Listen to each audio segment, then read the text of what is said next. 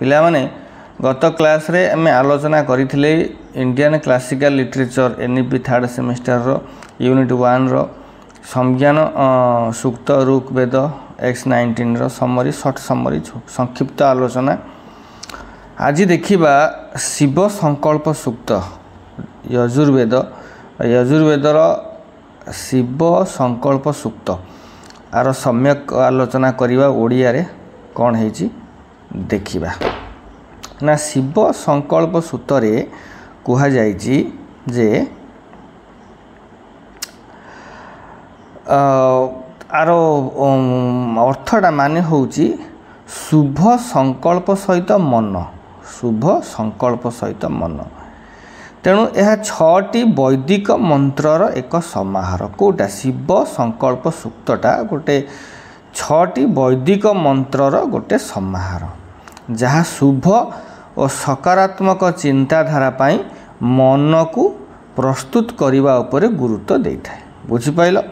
शिव संकल्प सूक्तटा होउची 6टी वैदिक मंत्रर एक समाहार जहाँकि शुभ और सकारात्मक चिंताधारा पाई मन को प्रस्तुत करने उपरे गुरुत्व देता है। यही जो सूक्तटी आर प्रत्येकटी मंत्रर मूल लक्ष्य होउची मनर स्वभाव को वर्णना करिबा एवं ताहाकू शुभ कार्य नियोजित करिबा। शिव संकल्पर अर्थ कौनसी निर्दिष्ट देवता शिव को उद्देश्य करी नुहे, एटा गोटे कन्फ्यूज मन थाए। शिव संकल्प सूक्त माने शिव को ऊपर बेस होइथिबो, एटा ताहा माने नुह। डिटेल्स से आम क्लारिफाई कर देछि जे कौनसी शिव देवता को उद्देश्य करी नुहे बरं शुभ और मंगलमय भावना पाई उद्दिष्ट। बुझिपाइल?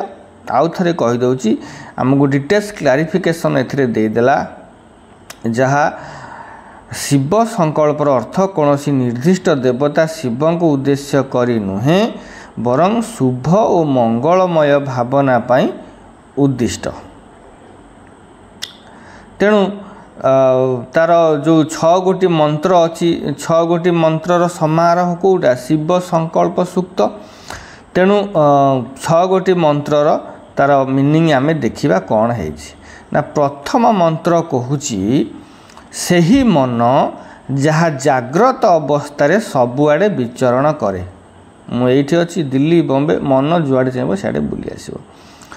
स्वप्न अवस्था अनेक जगत बुली थाए, स्वप्न मन बुली थाए एवं गभीर निद्रारे आत्मा निकट को फेरी आसे किए मनटी। जो मन दूर को जाए एवं ज्ञानर आलोक सेही मोर मन शुभ संकल्प रे परिपूर्ण हेउ। एटा हला प्रथम मंत्रर माने। द्वितीय मंत्र कहूची जो मन साहाय्य ज्ञानी माने यज्ञ करती एवं जहाँ मन और वाणी को नियंत्रण करे सेही मन शुभ संकल्प युक्त हेउ। 2 नंबर मंत्र गला। 3 नंबर मंत्र कहूची जो मन बुद्धिमता चेतना एवं धैर्य परिपूर्ण जहाँ सबु प्राणी भितर अमर आत्मा रूपे प्रकल्पित बा प्रज्वलित सेही मोर मन शुभ संकल्प रे परिपूर्ण हेउ। ये गला तृतीय मंत्र।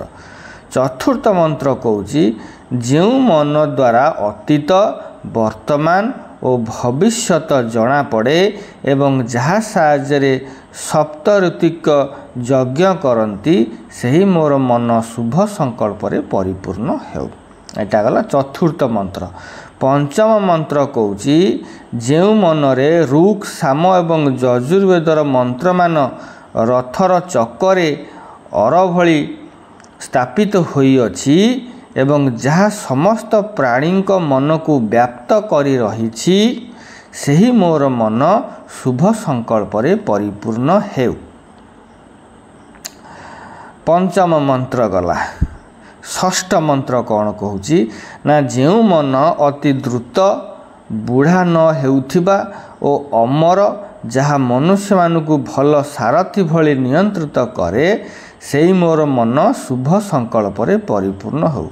ତେଣୁ ମନଟାକୁ ଯେମିତି ଆମେ ଭଲ କର୍ମରେ ଲଗେଇ ପାରିବା ଏଇ 6 ଗୋଟି ମନ୍ତ୍ର ଯେଉଁ ଶିବ ସଂକଳ୍ପ ସୂତ୍ରରେ ଅଛି ଆମକୁ ଏହା ସୂଚନା ଦେଉଛି।